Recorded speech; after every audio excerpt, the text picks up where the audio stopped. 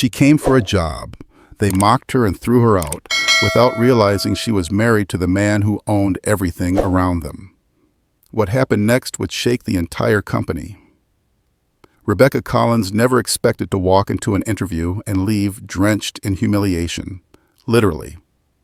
A spilled glass of water, smug laughter, sneers about her appearance, and a final casual dismissal, all from executives who would soon regret every word. Because the woman they just humiliated? She was married to the CEO. Rebecca Palmer checked her reflection in the mirrored walls of the Palmer Industries elevator. At 35, she still had the same warm brown eyes that had captivated her husband years ago. Only now, they reflected a flicker of nervous anticipation. She smoothed down her light pink blouse. Nothing designer, just something professional and appropriate, bought specifically for this interview. "Top floor, executive offices," announced the automated voice as the doors slid open. Palmer Industries headquarters occupied the most prestigious high-rise in downtown Chicago. Its glass walls offered sweeping views of Lake Michigan and the city skyline, a monument to the empire her husband, William Bill Palmer, had built from scratch. Rebecca stepped into the reception area, her modest heels clicking softly on the marble floors. "I'm here for the 10 o'clock a.m. interview for the marketing director position," she told the receptionist. A young woman with expertly styled blonde hair and a practiced smile. The receptionist glanced up, her eyes subtly scanning Rebecca's simple outfit, then flicking back to the screen. "Name?" "Rebecca Collins," she replied, using her maiden name with confidence. For 15 years, Rebecca had forged her own path in marketing, steadily building a successful career at smaller firms. When Palmer Industries posted a marketing director opening, she hadn't hesitated to apply. Not because of her connection to Bill, but because she knew she could do the job. In fact, she hadn't even told Bill, not because she feared disapproval, he had always championed her ambitions, but because she wanted this opportunity on her own merit. Not because she was Mrs. Palmer. The receptionist typed briskly. "Please take a seat. Someone will be with you shortly." Rebecca sat down, portfolio in hand, back straight. Around her, executives moved with purpose. Tailored suits, leather briefcases, conversations about meetings and markets.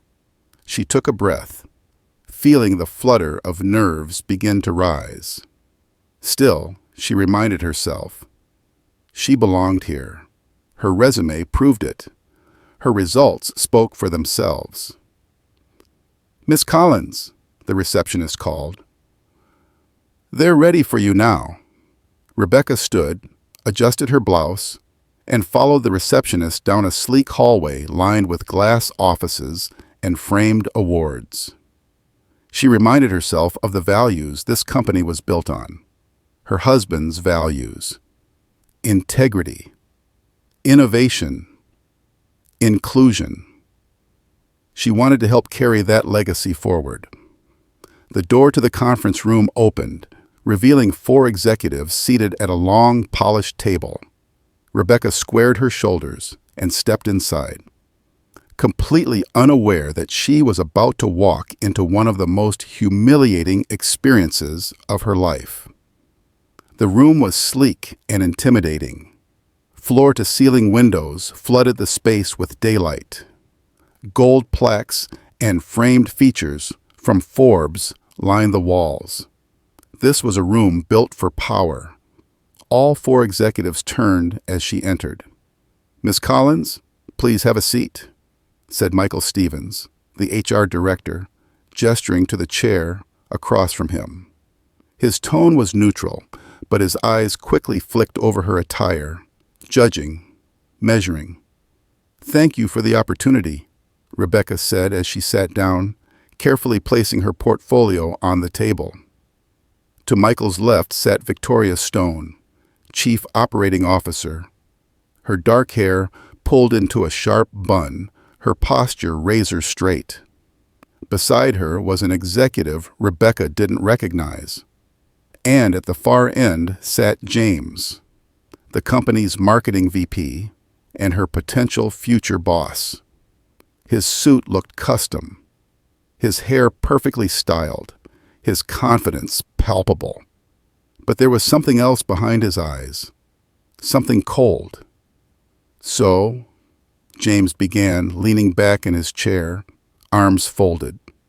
He didn't even glance at her resume. "Collins, is it? Tell us why you think you're qualified to work at Palmer Industries." The way he said qualified wasn't a question, it was a challenge. Rebecca took a breath and lifted her chin. "I have 15 years of experience in marketing, with a proven track record of campaigns that increased client revenue by an average of 37%, she began, keeping her voice calm. "My approach blends data-driven strategy with creative innovation." James leaned forward slightly, smiling. But it wasn't a friendly smile. "Where'd you get that blouse?" he interrupted. "The discount rack?" The room froze. Victoria Stone stifled a laugh, disguising it as a cough. Rebecca felt the heat crawl up her neck, but she didn't break.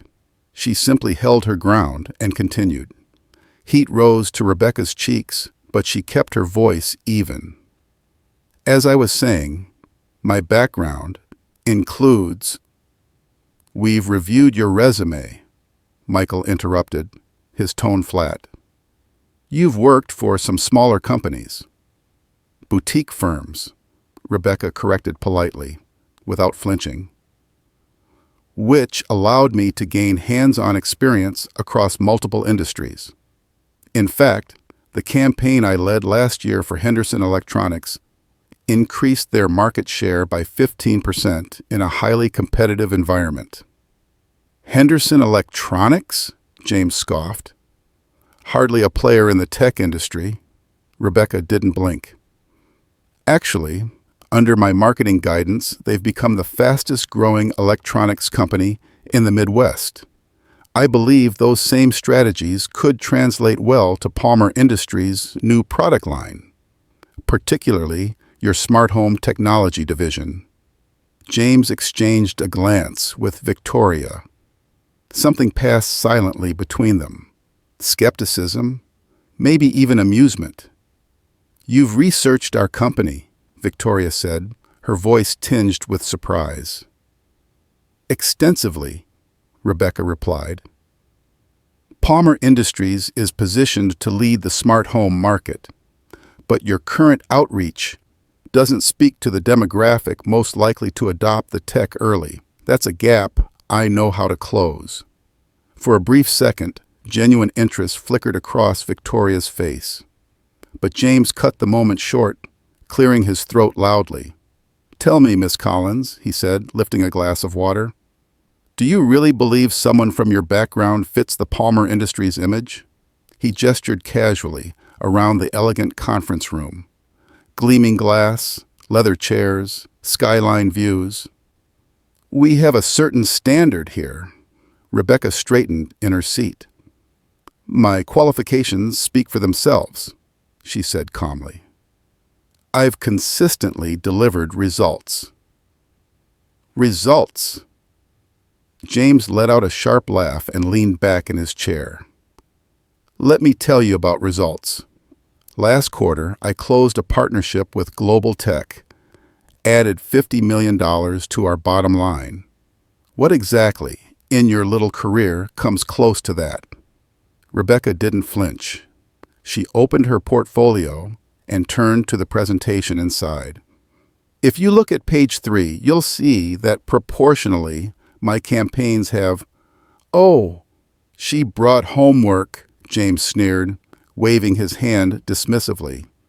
He glanced around the room for approval. The other executives chuckled on cue, except Michael, who shifted slightly in his seat, discomfort flickering across his face. Victoria leaned forward, her expression cool. Miss Collins, while we appreciate your enthusiasm, Palmer Industries requires a certain polish. Our executives represent us to billion-dollar clients. Appearances matter. I understand that, Rebecca said steadily. But surely the results I can deliver matter more than... Than what? James cut in, his tone sharpening. Than looking the part? Than understanding our culture? Than fitting in with the team Bill Palmer spent years building? The mention of Bill's name hit Rebecca like a jolt. They spoke of her husband as if they knew him, intimately. Yet she, his wife of 12 years, was being sized up like an unqualified outsider. Before she could answer, James reached for his water glass again. What happened next unfolded in a blur. As he gestured dramatically, the glass tipped, and water spilled across the table, cascading in a cold arc directly onto Rebecca's pink blouse. The shock hit her instantly. Ice-cold liquid soaked through the fabric, clinging to her skin, turning her blouse transparent. Rebecca gasped and stood, her breath catching in her throat. "Oh my," James said, wearing a smirk that barely pretended to be remorseful. "How clumsy of me." Rebecca froze, drenched, humiliated, her body tense under the weight of every gaze in the room. "I'm so sorry," James added, his voice thick with fake concern. "Let me get you something to dry off with." He didn't move. Instead, he took a slow, deliberate sip from his glass, completely unbothered. Michael Stevens, the only one in the room who seemed remotely human, finally reached across the table. He grabbed a handful of tissues from a box and passed them to her. "Here," he said quietly, not quite meeting her eyes. "Here," Michael said quietly, offering the tissues without meeting her eyes. "Thank you," Rebecca murmured, dabbing at the soaked fabric of her blouse. The tissues were useless, thin, flimsy, incapable of drying the humiliation clinging to her just as tightly as the wet cotton on her skin. Across the table, Victoria Stone made a poor attempt to disguise her smirk. "Perhaps this is a sign," she said with faux sympathy. "Palmer Industries might not be the kind of environment you're accustomed to." Rebecca inhaled deeply, steadying herself. The air was thick with judgment, but she refused to let them see her crack. "Accidents happen," she replied, her voice calm despite the slow burn of humiliation spreading through her chest. "Shall we continue the interview?" James barked out a short, cruel laugh. "I think we've seen enough, Miss Collins." He didn't bother hiding his contempt as he looked to Victoria for affirmation. "Palmer Industries has a certain image to maintain," he continued smoothly. "We don't hire, well, let's just say we have standards." The words dripped with venom. "We don't hire low-class people," he added, the pretense finally falling away. "Our executives represent this company to billion-dollar clients. We need people who understand our world, who belong in it." Rebecca felt the sting of his words land like a slap across the face. Never in her career, not even in her early days, had she been spoken to with such overt cruelty. Victoria nodded in smug agreement. "Someone with your background might be more comfortable in a smaller company, somewhere less prestigious." "My background?" Rebecca echoed, her tone sharp now, cutting through the air like glass. She knew exactly what they were saying. That her blouse, her modest heels, her lack of designer logos, meant she wasn't good enough. That her appearance made her less valuable, less capable, less everything. "Don't take it personally," James added, his smirk wide and satisfied. "Not everyone is cut out for the big leagues." Michael shifted in his seat, clearly uncomfortable. "Perhaps we should..." No need to drag this out, James interrupted, waving him off. Miss Collins, thank you for your time, but we'll be pursuing other candidates. Rebecca looked at each of them. James with his arrogance, Victoria with her veiled disdain, Michael with his silence. These were the gatekeepers of a company built on values her husband had instilled. Values they clearly did not understand. For a moment, the temptation was strong. To say it. To reveal exactly who she was. To watch their expressions shatter like glass as they realized just how badly they had miscalculated. But she didn't come here to wield her last name. She came to earn this position. And if they couldn't see her worth, that said everything about them, and nothing about her. I see, she said finally, rising to her feet with grace. Her portfolio, still damp at the edges, was clutched firmly in her hands. Thank you for your consideration. She turned and walked toward the door, her blouse still clinging wetly to her back. Miss Collins, James called out mockingly. The elevator's at the end of the hall. Please see yourself out. Victoria's giggle followed her like a final insult. Rebecca didn't look back. She walked with her head held high, but inside, a storm brewed. Rage, shame, disbelief. How could this culture exist within the walls of the company her husband had poured his soul into? The Bill Palmer she knew would never tolerate this kind of elitist cruelty. But they were about to find out exactly who Bill Palmer really was and what he thought of their behavior. Her heels clicked sharply against the marble as she moved down the hallway, shoulders squared. The cold, damp fabric of her blouse was a constant, stinging reminder of what had just happened. Employees glanced at her as she passed. Some looked away, others stared. The whispers were already starting. She didn't care. All she had to do was make it to the elevator. Once those doors closed, she could let the fury and heartbreak spill freely. But not yet. Not here. Not where they could see her fall. As Rebecca rounded the corner toward the elevator bank, she nearly collided with someone. Strong hands steadied her shoulders. And then, a voice. Familiar. Deep. Concerned. Whoa, there. Are you... The voice halted. Then softer. Becca? Rebecca looked up, and everything in her cracked just a little.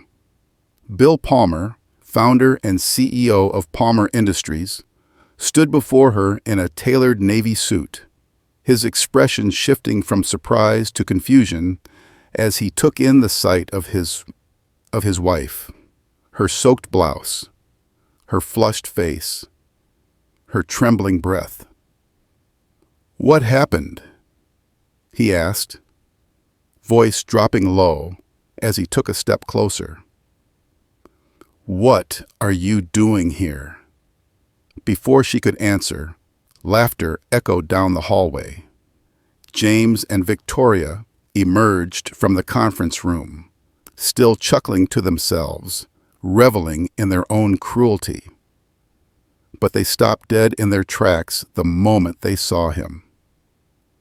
Mr. Palmer, James blurted, his voice jumping an octave. We weren't expecting you until this afternoon. Bill didn't even glance at them. His eyes were locked on Rebecca. Rebecca. She took a breath, the weight of the moment catching in her throat.